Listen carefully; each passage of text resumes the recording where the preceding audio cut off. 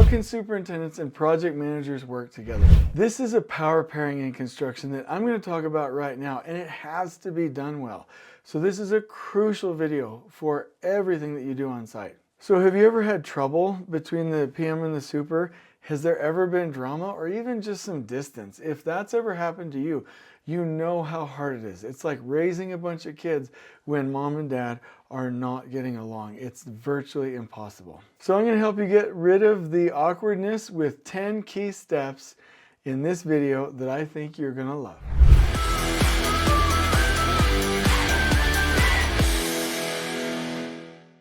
Let's get started right away here. The superintendent and PM, that is a power pairing. They must get along. That leadership is crucial. You cannot be heading in two different directions. So this is not something where you're like, oh, they don't get along, I'll see how it goes. Oh, and it's not going to go well. Like, you've got to fix it. And usually it's repairable, I think is the right word. But if not, like I'm even saying from a legitimate standpoint, you have got to even consider possibly replacing somebody, because that power pairing has got to be functional. So let's go through these one by one. Number one, I'm talking about intentional check-ins. It could be its own meeting. It could be staying after the team meeting. It could be prepping before the OAC.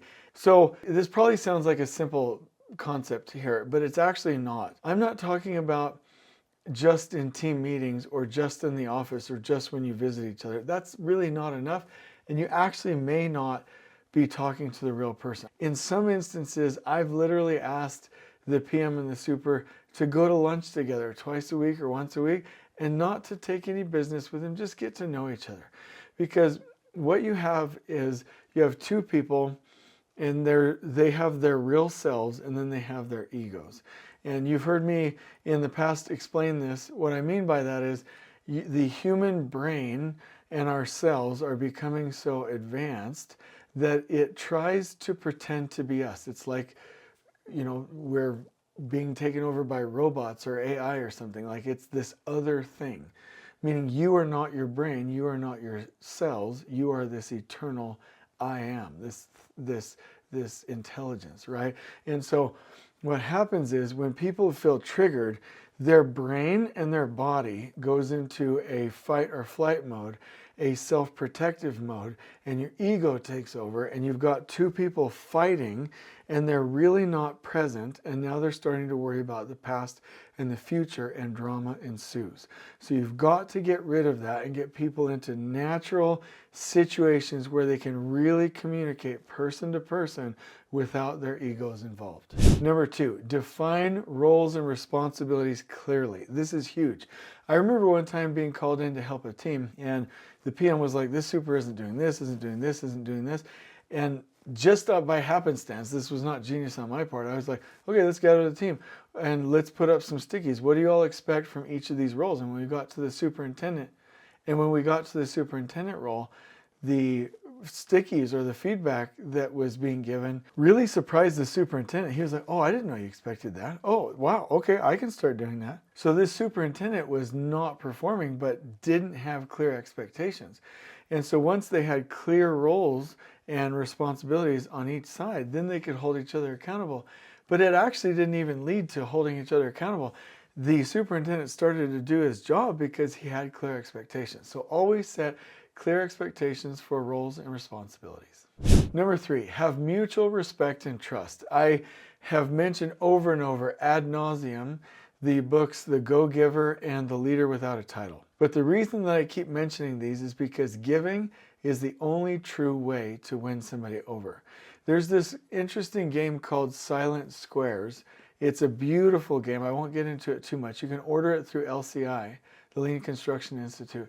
But when you play it, you realize that human beings go into a take mode, then to a take-give mode, then to a give-take mode, but they only really solve the problem that they were setting out to do, and they only really become a team when they give first without the expectation for anything in return. And that's like an eternal principle. And so superintendents really need to be asking themselves, what can I do to support the PM and give just because? And the PM, what can I do to support the superintendent and give? Just because. As soon as you put the the take part in there, it will all break down and it will not settle itself. If you don't believe this analogy, please just consider this with your relationships. It's not going to work in your marriage or your relationship if you take give, or even if you give take. Oh, this is what I expect in return. The only way relationships work is if you give, because that's the person that you've chosen to love and give to. The same thing has to happen in a professional setting.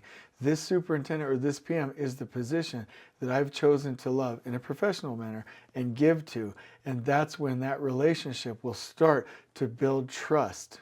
Number 4, collaborative planning. If the PM and the super are doing the planning together in a visual format, getting that information out of the superintendent's head, working on these things together, refining it together, a true camaraderie can develop between the two. Number 5, effective problem solving, meaning that each person has been given the tools to get past conflict, to stay within the healthy realm of conflict, and to really take care of each other's needs.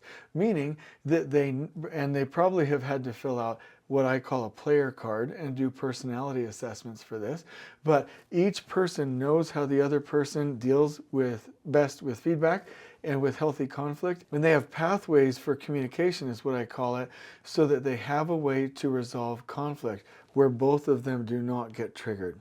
Number 6, documentation and reporting. I'm not talking about tattling or creating daily conversation reports or creating a case against each other. I'm saying if you have meeting minutes and decisions are made and those are documented and it's all clear for everyone to see, not only can you have better alignment, but there isn't any confusion, he said, she said, or anything like that, and the team can rally behind what the team decided and not go rogue and become too individualistic and independent. Meaning if it's documented, you have a standard to follow. Number 7, resource management is huge. We really want, as a superintendent, to get the PM what he or she needs for pay-ups and for contracts or for anything. And as a PM, we need to be getting the superintendent the materials, the information, the RFIs, and the submittals that they need. If you really create flow for the other person from a resource standpoint, that will build that relationship. Number 8, if you make decisions together, this is great, because once you weigh in and buy in, then you are responsible and more accountable and more interested and committed is the word I was looking for, to the outcome. And so if you don't do that, if the PM is making decisions in the silo, superintendent's making decisions in a silo. In fact, sometimes human beings will fight against it just because they weren't a part of it. So if you want to be on the same page, make decisions together. Number 9, always be looking for problems and possible problems with the teams together, and anticipate them and get out ahead and be building your relationship and the team in a proactive manner. Number 10, always be looking at your relationship together in a professional setting from a continuous improvement standpoint. Ask, how can I do better? How can we do better? What can I do better for you? Constantly be improving that relationship, because however good, and this is key, however good your relationship is together between the PM and the super is how well that job will go together. Just like you and I go so well together on this YouTube channel, and why you subscribed and like and comment with me, because we're like two peas in a pod. What we have right here is what we want for supers and PMs. So I love this topic. We're going to put this all in a blog post for you in the description below. But also know that if you ever need help facilitating getting these two together, or if you need help from an assistant super or assistant PM standpoint, we provide those services. So let us know when you need help. I hope you've enjoyed this video. On we go.